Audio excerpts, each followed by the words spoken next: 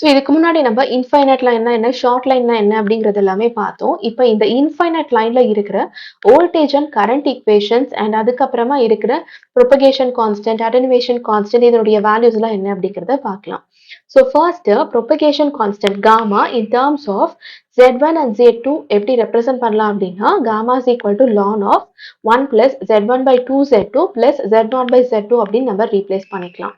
And ஒரு லைனை consider பண்ணிட்டு அந்த லைன்ல ஏதாவது ஒரு பாயிண்ட்ல நம்ம கரண்ட்டை எப்படி கால்குலேட் பண்ணுவோம் அப்படின்னா எந்த பாயிண்ட்ல நம்ம கன்சிடர் பண்ணியிருக்கோமோ அதை நம்ம nth பாயிண்ட் அப்படின்னு எடுத்துக்கலாம். So IN is equal to IS into e power minus n gamma. So காமாவோட வேல்யூ தான் நம்ம இப்போ பார்த்தோம். IS அப்படிங்கிறது வந்து சென்டிங் என் கரண்ட். அண்ட் அதே மாதிரி இப்போ voltage at distance of n unit length எடுத்துக்கிட்டோம் அப்படின்னா EN அதாவது voltage at nth point is equal to sending end voltage into e power minus n gamma. Gamma அப்படிங்கிறது வந்து propagation constant. So இப்போ propagation constant பேசிக்கா gamma is equal to alpha plus j beta அப்படின்னு represent பண்ணலாம். இதுல இந்த alpha அப்படிங்கிறது வந்து attenuation constant and beta அப்படிங்கிறது வந்து phase constant. So attenuation constant வந்து it is equal to ln of modulus of is by I1 அதாவது sending end current divided by the first value, so I1. So இது வந்து நம்ம மீட்டர்ஸ்ல measure பண்ணுவோம். செகண்டா இருக்கிற phase constant எடுத்துக்கிட்டோம் அப்படின்னா it is equal to angle of is divided by I1 and இது வந்து நம்ம ரேடியன்ஸ்ல மெஷர் பண்ணுவோம். So is by in அப்படிங்கிற ரேஷியோ வந்து it is equal to e power n alpha into angle of n beta. So இதுல 1 meter வந்து it is equal to 8.686 decibels and 1 radian வந்து பார்த்தீங்கன்னா it is equal to 57.3 degrees. ஏன் அப்படின்னா சில நேரத்துல நம்ம மீட்டர்ஸ்ல இருந்து டெசிபல்ஸ்க்கு கன்வெர்ட் பண்ண வேண்டியது இருக்கும். ஸோ அந்த இடத்துல இந்த பர்டிகுலர் வேல்யூஸை நம்ம யூஸ் பண்ணிக்கலாம்.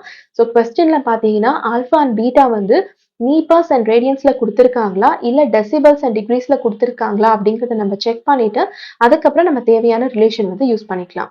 ஆனா இந்த கன்வர்ஷன் வந்து பாத்தீங்கன்னா ரொம்ப ரொம்ப இம்பார்ட்டன்ட். ஸோ அது நம்ம தெரிஞ்சுக்கணும். ஒரு மீட்டருக்குரிய வேல்யூ என்ன, ஒரு ரேடியனுக்குரிய வேல்யூ என்ன அப்படிங்கிறது. So இப்ப current at any point ஆனா which is at an x units from the sending end. So for example இப்ப நம்ம இந்த மாதிரி கன்சிடர் பண்ணிக்கும் போது current at any point கண்டுக்க போறோம். இந்த பாயிண்ட் வந்து sending endல இருந்து ஒரு x unit distanceல இருக்கும் போது அப்ப நமக்கு current value என்ன கிடைக்கும் அப்படிங்கிறது தான் Ix which is equal to Is into e power minus gamma into x. So இதை வந்து பார்த்தீங்கன்னா in terms of alpha and beta நம்ம ரெப்ரசென்ட் பண்ணிக்கலாம். is e power minus alpha x into angle of minus beta x அப்படின்னு represent பண்ணிக்கலாம். So இப்போ current எப்படி நம்ம கால்குலேட் பண்ணியிருக்கோமோ அதே மாதிரி voltage at any point which is x units across the sending end வந்து it is equal to es into e power minus alpha x. So காமாக்கு பதிலா ஆல்ஃபா அண்ட் பீட்டா டேர்ம்ஸ்ல ரெப்ரசென்ட் பண்ணோம் அப்படின்னா es into e power minus alpha x into angle of minus beta x அப்படின்னு நமக்கு கிடைக்கும். இப்போ நம்ம பார்த்த ரிலேஷனை பேஸ் பண்ணி ஒரு எக்ஸாம்பிள் சால்வ் பண்ணலாம். Voltage of 45 volt is applied to a 10 km long field quad cable. Receiving end voltage is 7.868 volt and it lags behind by 110.2 degree. Calculate attenuation and phase constant of cable if properly terminated. So நமக்கு first என்னென்ன datas கொடுத்துருக்காங்கன்னு எழுதிக்கலாம். Apply to a 10 kilometre long கொடுத்துருக்காங்க. So X value நமக்கு என்ன கொடுத்துருக்காங்கன்னா 10 kilometre. And next வந்து பார்த்தீங்கன்னா 45 வோல்ட் இஸ் அப்ளைட். அப்போ சென்டிங் எண்ட்ல அப்ளை பண்ணுறதுனால it is ES which is equal to 45 volt அப்படின்னு கிடைச்சிருக்கு. நெக்ஸ்ட் ரிசீவிங் இன் வோல்டேஜ்ல இருக்கிறது பார்த்தீங்கன்னா 7.86. ஆனால் 10 கிலோமீட்டர் டிஸ்டன்ஸ்ல இருக்கிறதுனால இதனுடைய value EX which is equal to 7.868 volt. And next வந்து பார்த்தீங்கன்னா it lags behind by angle வந்து நமக்கு கொடுத்துருக்காங்க. அண்ட் எவ்வளோ டிஸ்டன்ஸ்ல இருக்கு அப்படிங்கிறத பேஸ் பண்ணி தான் இது இருக்கு.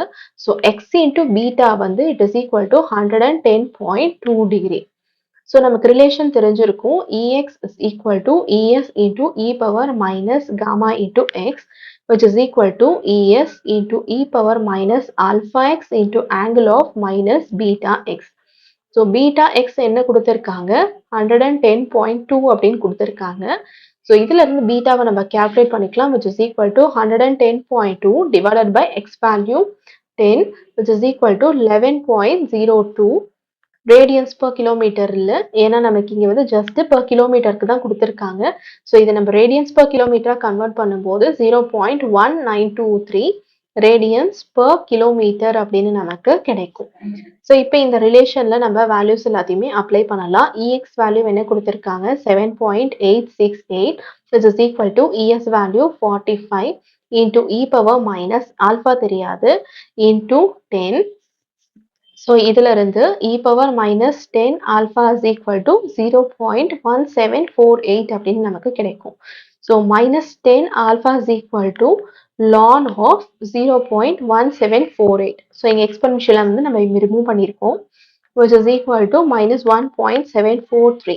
So alpha is equal to 0.1743 meters per kilometer அப்படின்னு நமக்கு கிடைக்கும்.